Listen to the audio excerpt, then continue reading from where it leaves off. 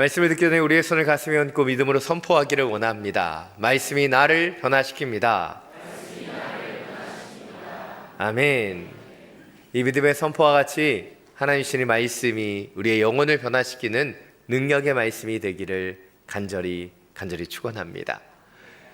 사랑 여러분, 우리의 인생이 어떻게 하면 더 아름답게 변화될 수 있을까요? 자기 개발서를 열심히 읽고 그 개발서의 지침을 따라 우리가 살아간다면 우리가 변화될 수 있을까요? 물론 작은 변화들을 만들어낼 수 있을 것입니다. 오늘 우리가 이곳에서 예배하는 것처럼 또 예배함을 통해 성령의 인도하심대로 살아가기를 기도할 때 그때도 우리의 삶 속에 변화가 나타날 것입니다. 그러나 가장 쉽고 편안한 변화는 바로 만남을 통해 나타나게 됨을 보게 됩니다. 그래서 좋은 영적인 모델, 영적인 멘토를 만나는 것을 우리는 축복이라고 말하고 있는 것이죠. 예수님은 바로 제자들에게 그런 존재셨습니다. 제자들을 부르시고 3년의 공생애를 통해 그들을 가르치셨고 그들과 함께 하셨으며 그들 가운데 보여주셨어요. 그리고 제자들의 삶은 바로 예수 그리스도의 영향과 능력이 흘러갔음을 우리는 보게 됩니다. 오늘 본문의 주인공은 시몬입니다. 그리고 성경에서는 그의 이름 앞에 열심당원 시몬이라고 계속해서 표현하고 있습니다. 그것은 베드로의 그 이름이 원래 시몬이었잖아요. 그래서 베드로라 이름 붙여주신 시몬과 구별해서 열심당원 시몬이라고 표현해서 구별하고 있는 것이죠. 그렇다면 이 시몬을 수식하고 있는 열심당원이란 무엇일까요? 예수님 당시에 이스라엘은 세 개의 학파가 있었습니다. 첫 번째는 성경에 자주 등장하는 바리새파 사람들입니다. 이 사람들은 경건주의 학파로서 철저하게 율법을 준수하는 것에 힘썼던 사람들입니다. 이들이 처음 대두되었을 때는 경건주의 운동을 통해서 이스라엘의 회복이 있고 또 은혜가 있었습니다. 문제는 이들이 행위 중심적인 외식주의자로 변질되었다는 것이 문제였다는 것이죠. 두 번째는 사두개파입니다. 이 사두개파는 다윗 시대의 대제사장이었던 사독의 학파로서 당시 성전과 제사의 중심을 차지했던 유대의 가장 엘리트 집단이 사두개파였다는 것이죠. 이 바리새파와는 조금 차이를 가진 모습들을 보여주고 있습니다. 마지막 세 번째는 바로 바리새파와 사두개파가 싫어서 속세를 떠났던 에세네파입니다. 이들은 광야로 나아가 공동체 생활을 하면서 금욕주의적인 생활을 통해 주님께로, 하나님께로 더 가까이 나아가기를 훈련했던 사람들입니다. 그리고 이와는 구별되는 정치적인 학파들이 있었는데 바로 네 번째로 구별되는 열심당원입니다. 이들은 로마의 식민 통치에 항거하는 집단으로 열광적인 민족주의자였습니다. 애국자로서 바로 민족의 해방을 위해 노력했던 사람이지요. 그런데 이들을 시카리라고 하는 이름으로 불렀습니다. 이 시카리는 암살자라는 뜻이에요. 그것은 그들이 속옷에 단칼을 숨겨두고 이 로마의 앞잡이를 만나면 그들을 죽이는 것을 서슴지 않았기 때문이에요. 요즘 시대로 얘기하면 레지스탕스나 아니면 일본의 닌자 같은 존재가 이 열심당원이었다라고 추정해 볼 수 있습니다. 바로 이런 사람이 예수님의 12제자 가운데 있었다는 것이죠.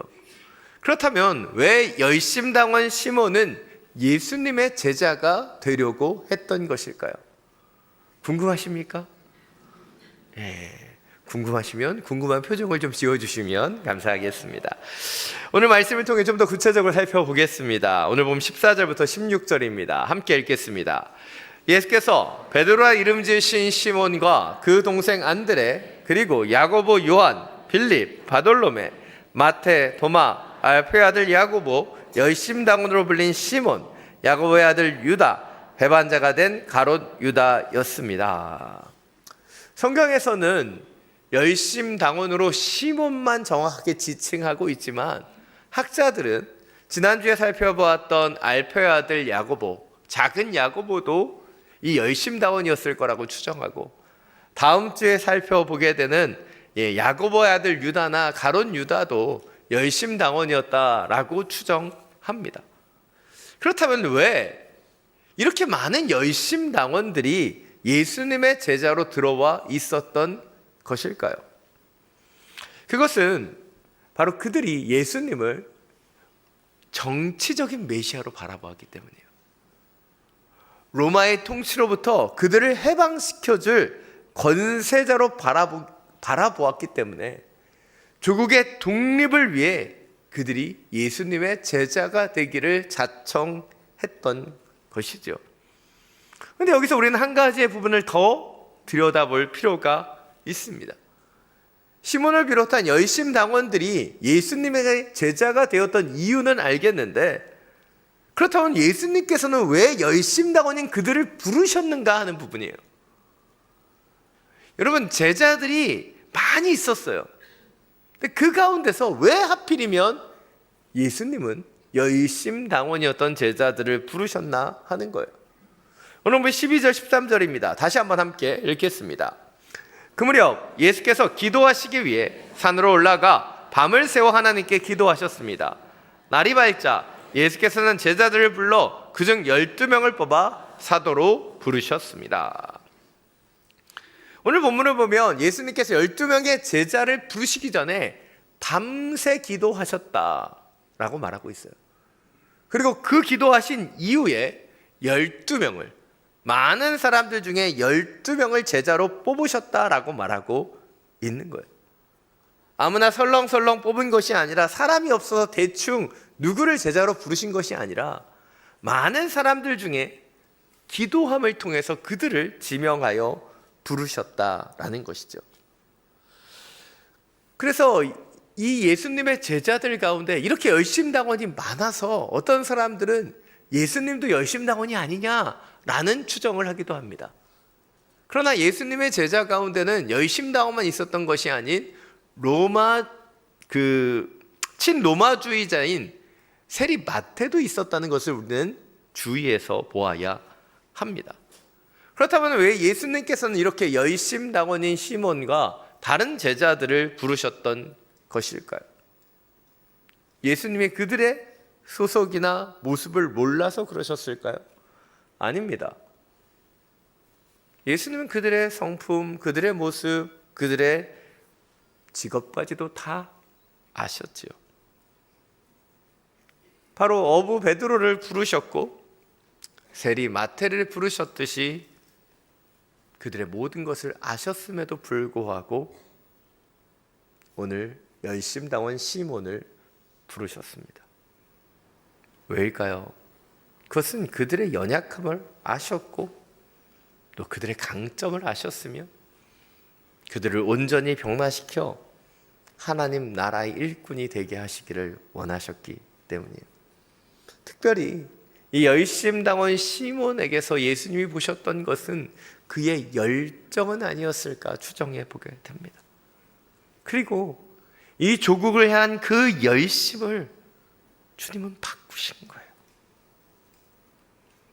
베드로를 부르셔서 물고기를 낚는 어부가 아닌 사람을 낚는 어부가 되게 하시고, 세금을 기록하고 징수했던 마태를 부르셔서 말씀을 기록하고 영혼을 징수하는 제자가 되게 하셨던 것처럼, 조국을 향한 열심을 가졌던 이 시몬을 부르셔서 하나님 나라를 위한 열정을 불태우도록 부르셨다는 거예요. 그렇습니다. 열심당원이었던 시몬은 자신의 뜻, 이스라엘의 독립이라는 정치적인 야욕을 품고 예수님께 나왔지만 예수님은 그의 중심을 바꾸셔서 하나님 나라 일꾼이 되게 하신 거예요. 이것이 오늘 첫 번째 포인트입니다. 우리는 열심당원 시몬과 같이 우리의 생각과 목적을 가지고 예수님을 이용하는 것이 아닌 예수님의 계획과 뜻대로 쓰임받는 자가 되어야 하는 거예요. 우리에게 잘 알려져 있는 이야기가 있습니다. 나폴레옹이 이 전쟁에서 승리하기 위해 알프스 산맥을 넘었습니다. 군사들에게 저 산을 점령하라고 명령을 내렸죠. 그리고 군사들은 눈보라를 뚫고 험준한 산을 점령했습니다. 그리고 나폴레옹이 그 산을 보고 이렇게 말했다고 이야기합니다. 이 산이 아닌가벼. 열심히 산을 오르는 것도 중요하지만 다른 산을 오르는 것이 더 중요하죠. 그래서 우리의 인생에서 속도보다 중요한 것이 방향이라고 고하영조 목사님 늘 말씀하셨어요. 근데 우리의 모습을 보면 목적을 이루기 위해 열심히 달려가다가 방향을 잃어버릴 때가 있는 거예요. 오늘 열심당원 시몬의 삶이 그랬을 것이라고 추측합니다. 조국의 독립, 조국을 향한 애국으로 달려가면서 그는 그도 모르게 방향을 잃어버린 것이죠. 그래서 예수님은 그를 부르셨고 그의 방향을 바로 잡아 주신 거예요. 자, 여러분, 우리의 모습 가운데도 열심당원이었던 시몬과 같은 모습이 있지는 않습니까? 우리도 모르게 우리는 우리의 목적을 위해 주님께 기도할 때가 참 많이 있습니다. 고상하게는 평안과 은혜를 구하며 기도하고 실리적으로는 우리가 바른 판단을 할 수 있도록 기도하며 때때로 대놓고는 부와 권세를 구하며 기도하기도 합니다. 물론 우리는 하나님 아버지께 모든 것을 구할 수 있는 자녀이지요. 그 자녀가 구할 수 없는 것은 없습니다. 그러나 기억하십시오. 자녀가 장성하게 되면 자녀는 부모를 섬길 수 있어야 돼요. 우리의 신앙이 늘 어린아이와 같이 요구와 간구만을 하는 삶이 아닌 장성한 자녀로 하나님의 마음에 합한 길을 걸어갈 수 있는 것, 그것이 주님께서 우리에게 원하시는 것이기 때문이에요. 다시 한번 우리의 방향을 점검해 보기를 원합니다.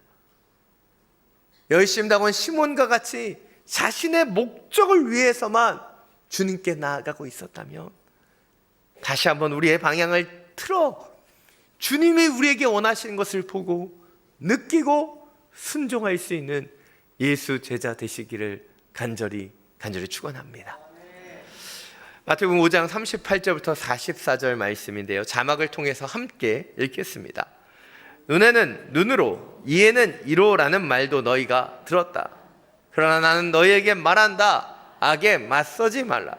누가 내 오른뺨을 치거든 왼뺨마저 돌려대어라. 누가 너를 고소하고 속옷을 가져가려 하거든 겉옷까지도 벗어주어라. 누가 내게 억지로 1밀리온을 가자고 하거든 2밀리온을 같이 가 주어라. 내게 달라고 하는 사람에게 주어라. 그리고 내게 꾸려고 하는 사람을 거절하지 마라. 내 이웃을 사랑하고 내 원수를 미워하라는 말도 너희가 들었다. 그러나 나는 너에게 말한다. 너희 원수를 사랑하고 너희를 핍박하는 사람을 위해 기도하라. 이 말씀을 읽은 이유는 열심당원 시몬에 대해서 이야기할 게 하나도 없기 때문이에요. 오늘 본문에 다루고 있는 게 열심당원 이 한자밖에 없습니다. 그러나 오늘 이 말씀을 통해서 우린 예수님께서 이 시몬을 어떻게 변화시켰는지를 추정해 볼 수 있기 때문이에요. 먼저 시몬은 열심당원으로서 조국을 독립시키기 위해 수단과 방법을 거리지 않았습니다. 당시 열심당원들이 사용했던 방법이 무엇이었습니까? 칼을 들고 그 로마로부터 대적하는 것이었어요. 로마가 막강한 힘으로 그 이스라엘을 지배했고 통치했기에 그는 똑같은 힘으로 그 로마에게 대항하려고 했던 것이죠. 눈에는 눈, 이에는 이의 방식으로 이 열심당원들은 로마를 대항해서 싸웠던 것입니다. 그런데 예수님이 보여주신 것은 전혀 달랐습니다. 악한 세력들, 원수를 향하여 대적하고 보복하는 것이 아닌, 속옷을 가져가려는 자에게 겉옷을 주고 1밀리언을 가자는 자들에게 2밀리언을 가주는 그 모습이었죠. 원수를 미워하고 보복하는 삶이 아닌 그들을 위해 기도하고 용납하는 삶을 가르치셨습니다. 힘에 힘으로 대항하는 것이 아닌 그 힘을 수용하고 용납하는 사랑과 헌신을 이 시몬에게 보여주신 거예요. 그렇습니다. 열심당원 시몬은 이 조국의 독립을 위해 칼을 드는 무력을 사용하며 수단과 방법을 가리지 않았어요. 그런데 그런 시몬을 부르셔서 예수님은 그의 방향만을 바꾸신 것이 아닌 그의 과정, 그의 수단과 방법이 어떠해야 되는지를 그에게 가르쳐 주셨다는 거예요. 그리고 전승에 의하면 예수님의 부활 이후에 초대교회를 이끌었던 이 시몬은 나중에 페르시아 지역에 가서 복음을 전했다라고 전해집니다. 그래서 수많은 박해를 받죠. 감옥에 갇히기도 하고 죽을 만큼 몽둥이로 매를 맞기도 했다는 거예요. 그러나 그는 그들의 폭력에 폭력으로 대항했던 것이 아닌 그 사랑의 복음을 전하며 끝까지 예수님의 십자가의 삶을 살았다는 거예요. 그리고 그는 결국 고초를 당하다가 톱에 몸이 쓸려 순교했다라고 전해집니다. 이것이 오늘 두 번째 포인트입니다. 오늘 열심당원 시몬처럼 자신의 목적을 위해 칼을 정당하는 삶이 아니라 예수님이 가르쳐 주시고 보여주신 십자가의 길, 십자가의 사랑으로 살아갈 수 있어야 하는 거예요. 우리도 모르게 우리는 이 세상의 방법을 답습합니다. 여러분, 안 좋은 거는요 더 빨리 배워요. 애들을 유치원에 보내놓으면 욕부터 배우잖아요.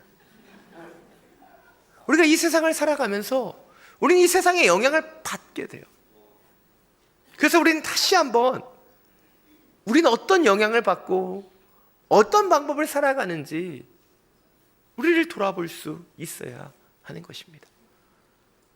사랑 여러분, 행복과 축복의 차이를 아십니까? 행복은 영어 단어로 happiness예요. 근데 이 happiness라고 하는 단어는 happen이라고 하는 우연히 발생했다라는 단어에서 온 거예요. 즉 행복이란 우연히 갑자기 나타나는 것들을 행복이라고 이야기한다는 것이죠. 그러나 축복은 무엇입니까? 산상수훈을 통해서 우리가 바라보는 주님이 주시는 축복은 블레싱이에요. 근데 이 블레싱이라고 하는 단어는 블리드라고 하는 피 흘림에서 왔다는 거예요. 여러분, 축복이 되는 것은 갑자기 우연으로 발생하는 것이 아닌 예수 그리스도의 피 흘리심이라고 하는 그 과정을 통해 우리가 축복을 누리게 되는 거예요. 이 시대는 점점 결과 중심의 사회가 됩니다. 성과 중심의 사회가 되죠. 그런데 한번 생각해 보십시오. 올바른 과정, 올바른 방법 없는 진짜 아름다운 결과가 나타날 수 있을까요? 예수님이 이 땅에 오셔서 보여주신 것은 바로 그 과정이었습니다. 예수는 갑자기 하늘로부터 메시아로 뚝 떨어지지 않았어요. 인간의 몸으로 마리아의 몸을 통해서 가장 낮은 모습으로 이 땅에 오셨고 나사렛이라고 하는 그 촌동네에서 자라셨으며 그리고 공생애를 통해 그 하나님의 나라를 전파하셨죠. 인간의 죄의 문제를 해결하기 위해 그분은 하나님의 어린 양과 같이 자신을 희생하셨고 그리고 그 구원을 이루셨어요. 예수님이 제자들에게 보여주셨던 건 그 과정이었습니다. 예수님의 삶을 보면 예수님을 따르는 수많은 무리들도 있었지만 예수님의 대적들이 얼마나 많습니까? 여러분, 성경에 바리새인들이 많이 등장하는 것은, 그리고 그들의 일화들이 지금까지 전해지는 것은 예수님이 그들을 미워하셨기 때문이 아니라 그들을 포기하지 않고 가르치셨기 때문이에요. 대적들의 공격에서도 그들을 향한 날선 비판이나 그들을 향한 보복이나 미움이 아니라 그들을 가르치셨고 그들을 기다리셨으며 그들이 돌아오도록 주님은 기도하셨다는 거예요. 그리고 이 예수님의 삶이, 예수님의 공생애가 예수님을 따랐던 시몬의 삶 속에서도 나타나게 되었던 거예요. 사랑 여러분, 여러분이 원하는 것은 무엇입니까? 쉬운 성공, 빠른 결론을 원하십니까? 그러나 주님 우리에게 가르쳐 주시는 것은 자기를 부인하고 자기 십자가를 지고 주님을 따라가는 거예요. 왜입니까? 그 온전한 과정을 통해서만 진정한 예수 제자가 될 수 있기 때문이죠. 눈에는 눈은, 이에는 이로 대항하는 세상의 방식이 아닌 예수님이 가르쳐 주신 사랑과 용납과 헌신의 방식으로 살아가는 진정한 예수 그리스도의 제자 되시기를 간절히 축원합니다. 오늘 마지막으로 사도행전 1장 12절부터 14절 말씀 함께 읽겠습니다. 그들은 올리브산이라 불리는 곳에서부터 예루살렘으로 돌아왔는데 이 산은 예루살렘에서 가까워 안식일에 걸어도 되는 거리였습니다. 그들은 예루살렘 안으로 들어와서 자기들이 묵고 있던 다락방으로 올라갔습니다. 거기 있던 사람들은 베드로, 요한, 야고보, 안드레, 빌립, 도마, 바돌로메, 마테, 알페 아들 야고보, 열심당원 시몬, 그리고 야고보의 아들 유다였습니다. 그들은 모두 그곳에 모인 여자들과 예수의 어머니 마리아와 예수의 동생들과 함께 한 마음으로 기도에 전념하고 있었습니다. 우리가 계속해서 살펴보고 있는 제자들을 보면 제자들의 모습은 다 달랐고 그 성품도 직업도 달랐습니다. 그러나 예수님은 그들을 모두 부르셨죠. 그들 가운데 연약함도 있었고 부족함도 있었습니다. 그래서 제자들은 예수님을 따르면서도 누가 더 크냐 논쟁하고 싸우기도 했죠. 그런데 예수님의 십자가의 죽음 이후에 부활의 목격자가 된 제자들의 모습 가운데 변화가 나타나고 있어요. 오늘 14절을 보면 제자들이 마가의 다락방에서 예수님을 섬겼던 여인들과 예수님의 동생들과 그리고 그들 모두가 함께 한 마음으로 기도에 전념했다라고 말하고 있는 거예요. 이 한 마음이라는 그 헬라어 원어는 호모디마돈입니다. 그리고 이 호모디마돈이라는 단어는 사도행전에만 10번이 반복되어 나타나요. 바로 그들이 기도할 때, 그들이 전도할 때, 그들이 함께 모였을 때 이 호모디마돈, 한 마음으로 주님을 섬기는 것을 보여주고 있는 거예요. 바로 사도행전은 바로 성령으로 하나 되는 제자들의 모습들을 보여주고 있는 것이죠. 그리고 이 모든 것은 바로 예수 그리스도의 십자가와 부활의 증인이 되기 시작하면서 나타나기 시작했다는 것이죠.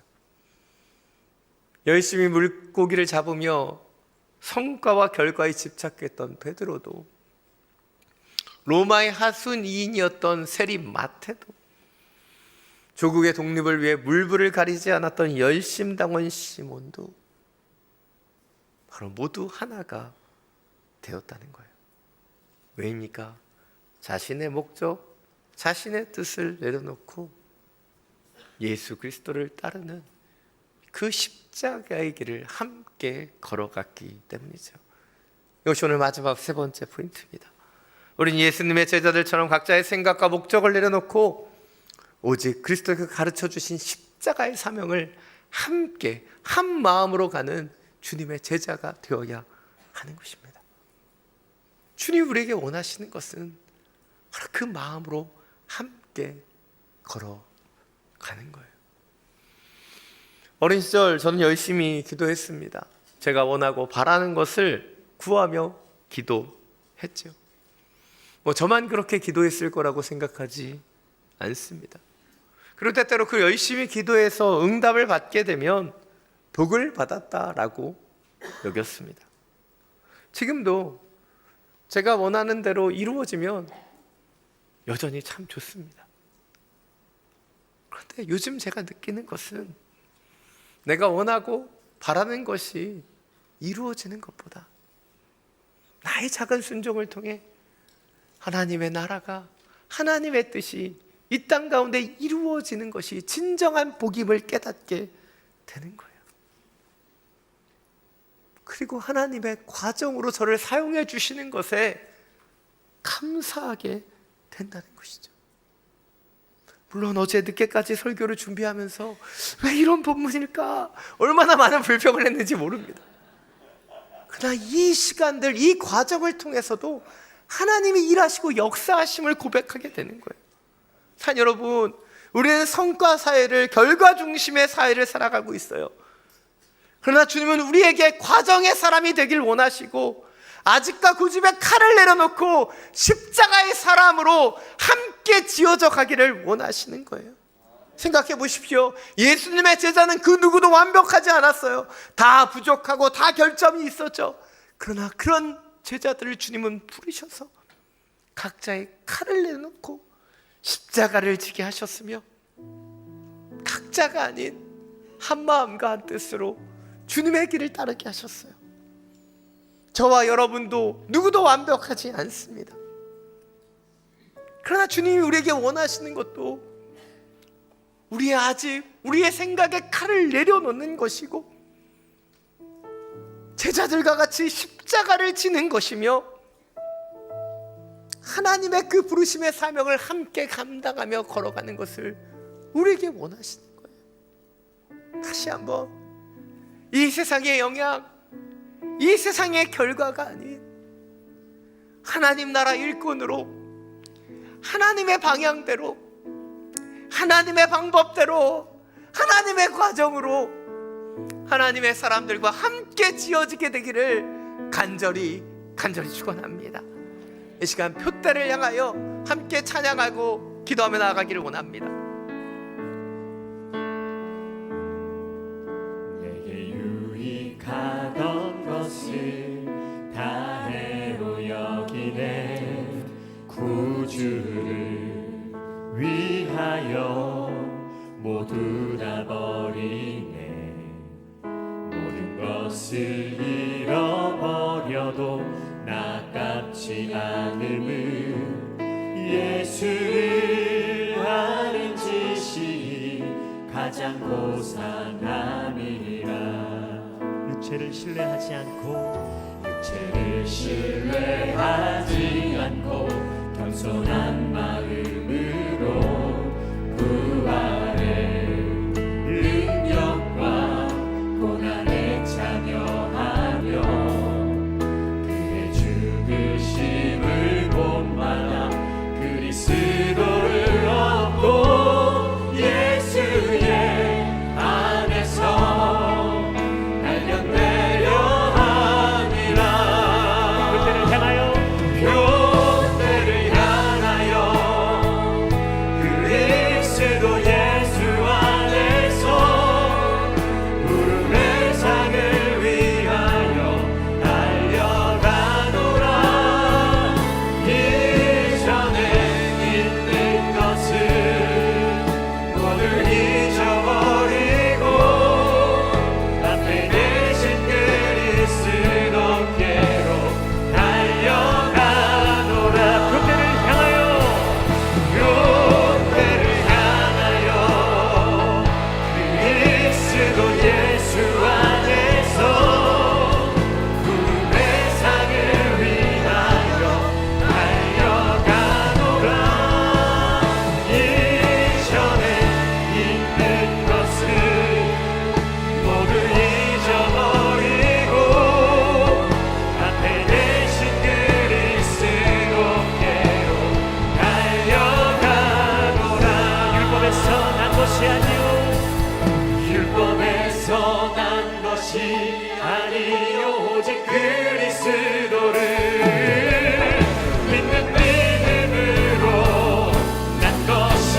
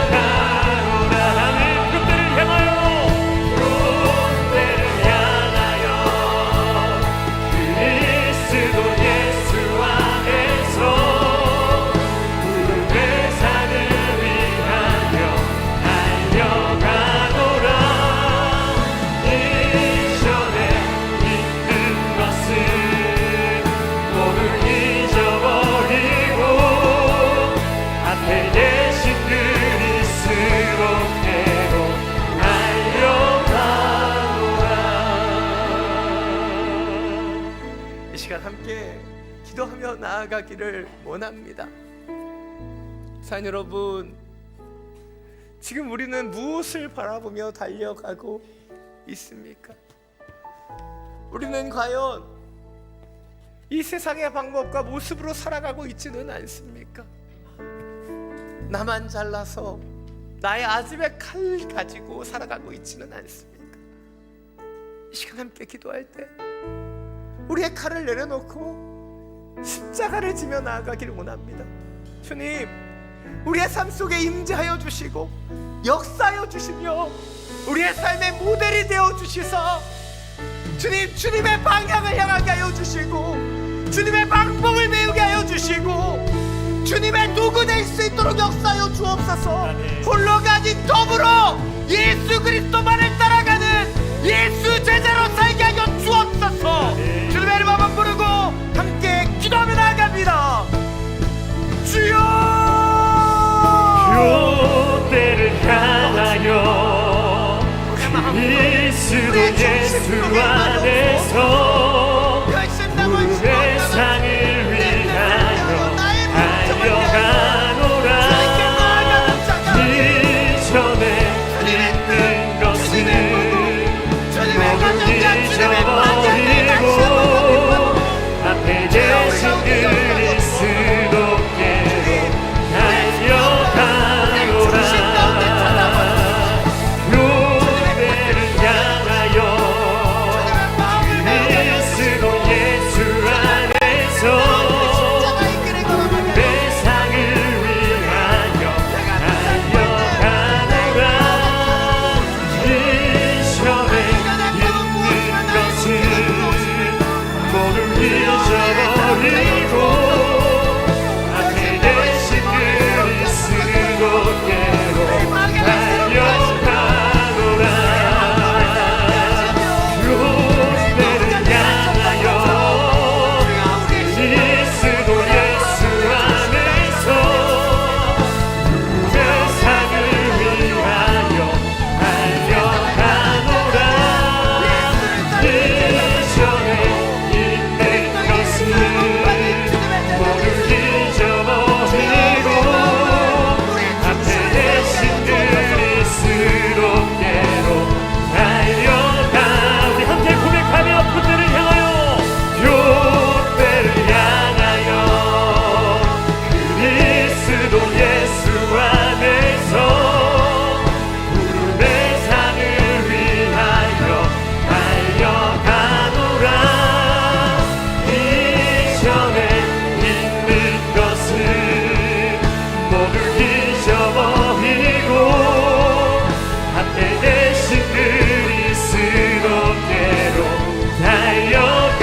우리 한 번 더 고백하며 교대를 향하여 교대를 향하여 그리스도 예수 안에서 구름의 상을 위하여 달려가노라.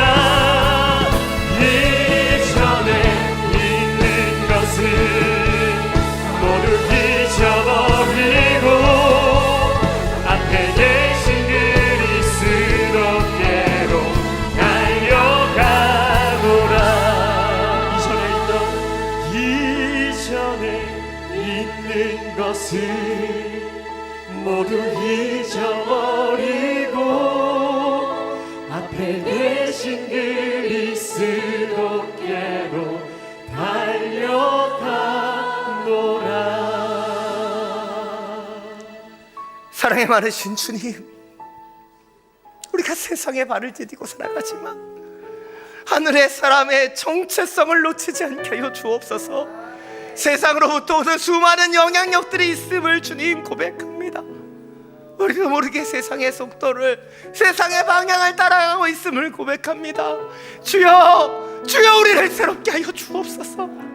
다시 한번 우리의 칼을 내려놓고 십자가를 지고 예수를 따를 수 있도록 역사하여 주옵소서. 다시 한번 예수 그리스도의 방향을 회복하게 하여 주시고 예수 그리스도의 방법을 회복하게 하여 주시고 예수 그리스도의 공동체를 따라갈 수 있도록 주여 함께하여 주옵소서. 우리의 연약함을 당신 앞에 구하오니 다시 한번 새롭게 하여 주시고 이전의 모든 연약감들을 내려놓고 오직 예수 그리스도 그 표대를 향하여 나아갈 수 있는 예수 제자로 살게 하여 주시옵소서. 우리의 길이요 진리요 생명 되시는 우리 주 예수 그리스도 이름으로 기도드립니다.